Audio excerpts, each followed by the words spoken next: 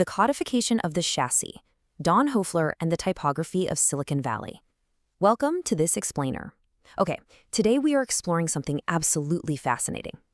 Because, we usually think of a massive global economy or a whole technological civilization as being engineered by, say, brilliant scientists, or funded by billionaires, or built by politicians, right? But what if I told you that the modern world, exactly as we know it today, was largely engineered by a single act of journalistic naming?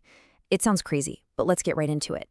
It really is a staggering question. How exactly did an anonymous 50-mile stretch of quiet fruit orchards south of San Francisco transform into the world's ultimate intellectual gravity well? We're looking at a history where the sheer power of typography fundamentally altered reality, and it all traces back to just 3 words, literally typed out on a typewriter in 1971. To really grasp this, we have to understand the before state. In late 1970, this region had absolutely no unifying identity. Municipal planners just documented it under this highly generic, frankly uninspiring administrative label, the Santa Clara Basin. I mean, sure, inside these sprawling new clean rooms, disconnected networks of brilliant engineers were already mass-producing microchips, but they were completely fragmented. They were this raw technological powerhouse, completely lacking a cultural mythos or a definitive brand to tie the whole shebang together. Okay, let's dive into this. To understand how that fragmented basin found its identity, you have to meet Donald C. Hoefler. Hoefler was a columnist for a high-density trade publication called Electronic News. Now, traditional mainstream journalism at the time was very patrician, very detached, and heavily focused on macroeconomic corporate reports and real estate assets. Hoefler's approach? Completely different. He operated what we can call a trade press panopticon. He was cynical, heavily embedded, and hyper-focused on granular talent mobility and raw solder iron lore. He didn't hang out in stuffy corporate boardrooms. He sat on vinyl bar stools at smoky local saloons, places like the Wagon Wheel, directly listening to engineers sketch out primitive circuit diagrams on paper napkins. And it was from listening to that raw, unsiloed chatter from the trenches that Hoefler found his lightning strike. The inciting incident happened on January 11, 1971. Slicing right through the boring nomenclature of industrial real estate, Hoefler published a 3-part investigative series and splashed a radical 3-word headline across the front page: Silicon Valley, USA. Bam. In one fell swoop, he violently altered the region's identity, providing the definitive semantic container that the area had basically been waiting for. But Hoefler did far more than just drop a catchy name. Actually, scratch that. It was way more than a name. In that column, he mapped out the region's unique corporate ecosystem, specifically what became known as the Fairchild and Cascade. He traced how researchers mutineered from Shockley to form Fairchild Semiconductor, and how Fairchild then acted like this massive industrial supernova, fracturing repeatedly to spin off titans like Intel and AMD. By putting all of this in print, Hoefler mapped a completely interconnected genetic pool. He proved that the region's true superpower wasn't corporate loyalty at all, but its capacity to tolerate spectacular structural fractures. He basically validated corporate rebellion right there on the front page. Which brings us to a really compelling question. Look at the terminology available to him back then. He could have easily dubbed it Electronic Valley or Computer Valley. I mean, that makes sense, right? So why silicone? What was it about that specific word that made it the perfect anchor for this new civilization? Well, to answer that, we have to transition out of the newsroom and step directly into the physical realities of the engine room, into the material physics of solid-state processing. Now, what's really interesting about this slide is the sheer contrast in material capability here. Before silicon, the electronics market was entirely dominated by germanium. It was easy to melt, but look at that thermal ceiling. Germanium suffered a thermal runaway and totally collapsed into a short circuit at just 70 degrees Celsius.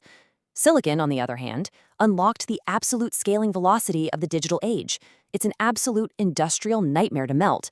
We're talking 1414 degrees Celsius, but it remains stable well past 150 degrees. And crucially, it possesses a chemical superpower. It naturally grows a glassy silicon dioxide barrier. This pristine mask is just absolutely perfect for printing microscopic circuits. So the crucial point here is that by explicitly choosing the word silicon, Hoefler permanently locked the geography to this raw, 1,414-degree volcanic material reality. He codified a regional baseline, reminding us that behind every sleek software algorithm or fancy digital interface you use today, there sits a highly purified sliver of Earth. It established a universal truth for the region. To own the future of information, you must first achieve absolute mastery over the molecular manipulation of the physical element. And this brilliantly illustrates the psychological power of a single phrase. Silicon Valley rapidly functioned as a cognitive meme. The idea spread like wildfire.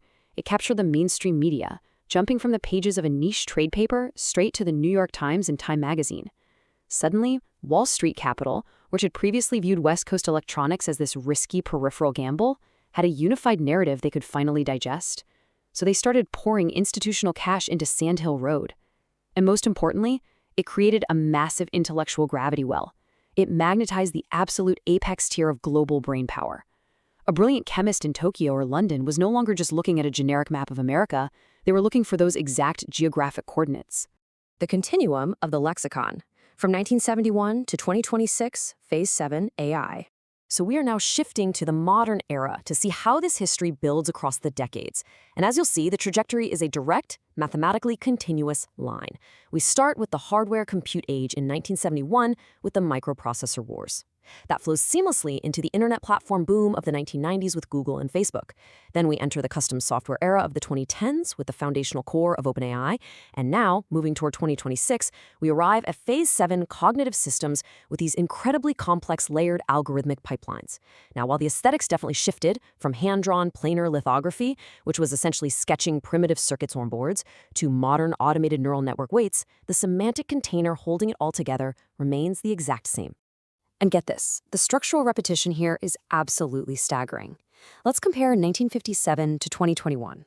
Back then, the Traitorous 8 researchers walked out on Shockley to launch Fairchild Semiconductor, a mutiny Hoffler famously mapped. Fast forward to 2021, and we see the Anthropic walkout, where a core group of top researchers, frustrated by changing corporate governance, staged a massive collective mutiny from OpenAI to launch Anthropic. It perfectly mirrors the Fairchild script. No way around it. It proves that the exact same self-fragmenting genetic chassis Hoffler recognized 50 years ago is still the primary engine driving Phase 7 AI forward today. But interestingly, the geography of this development has compressed big time. While the hardware eras eventually sprawled out into these massive suburban corporate campuses, modern AI has totally abandoned the suburbs. Phase 7 AI has returned aggressively to the hyper-dense urban grid of San Francisco, specifically neighborhoods like the Mission District and Potrero Hill, which are now colloquially nicknamed Area 27. Modern founders are demanding the exact same intense, friction-filled physical proximity and unsiloed cross-pollination that Hoefler once witnessed firsthand at the Wagon Wheel Saloon. As we wrap up this explainer, I want to leave you with a final thought. Look at the quote here. The ultimate destiny of tech isn't just engineered by hardware, but by the minds bold enough to name it. The software being compiled tonight in San Francisco's AI warehouses is traveling along the exact same highway that an embedded trade journalist codified half a century ago. It really makes you wonder, doesn't it? As we build the next layers of global machine cognition, what other invisible frontiers are simply waiting out there for an independent mind to come along, stamp a word onto reality, and permanently alter human civilization? Think about that for sure, and keep exploring.